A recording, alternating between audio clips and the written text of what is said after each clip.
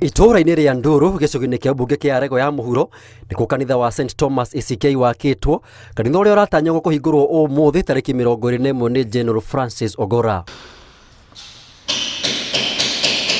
Kanitha ũyũ ũrĩa ũkuhĩrĩirie thukuru wa mũthingi wa Nduru wanjĩrĩirie gwakwo mwaka wa 2016 kũhĩtũkĩra mũcango kũrĩ acirika, ĩndĩ hinya wa kĩmbeca ũgĩkinya mũico, ũndũ ũrĩa watũmire Francis Ogolla kũingĩrĩra gatagatĩ na kũrĩkia kanitha ũyũ, na oho akĩmekĩrĩra nginya maĩ. The CDF meant a lot to the people of this nation, meant a lot to us as church members, but particularly to the chaplaincy of the Kenya Defence Forces, where I'm the bishop in ordinary to Kenya Defence Forces. And therefore we have come a long way, and today we have lost a hero.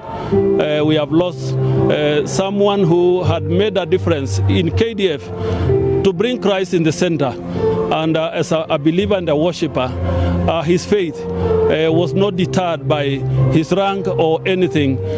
He lived a Christian peaceable life. Magitongorio nĩ mũthikabu mũnene wa kanitha wa ACK gũkũ bũrũri-inĩ Jackson Oresapit, matabania ma igongona rĩa mwanya rĩa kũhe General Francis Ogolla gĩtĩo rĩa mũthia matabanio kanitha-inĩ ũyũ kũrĩa korwo auma muoyo angĩgũthiĩte kũhingũra. We had planned with him that today was the day we are coming to consecrate, as even the plaque reads, it is still read as if it was to happen the way it happened, with him witnessing.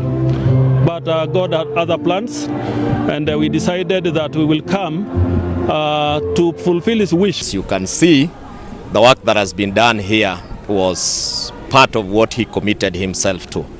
A man that when he put his heart onto something, he would ensure that it is done to its perfect completion. Andũ a nyũmba yake maugĩte General Francis Ogolla hararĩ mwendia andũ, na wendo wake kũrĩ kanitha ndũngĩrahithĩkire, kuona Ogolla nĩ atungatĩte ta mũikarĩri gĩtĩ thĩinĩ wa ngwatanĩro ya Kristiano wa mbirarũ kwanjĩrĩria mwaka wa 1994 nginyagia mwaka wa 2004. Ngĩribotera Inooro TV, njĩtagwo Maina wa Kĩhara.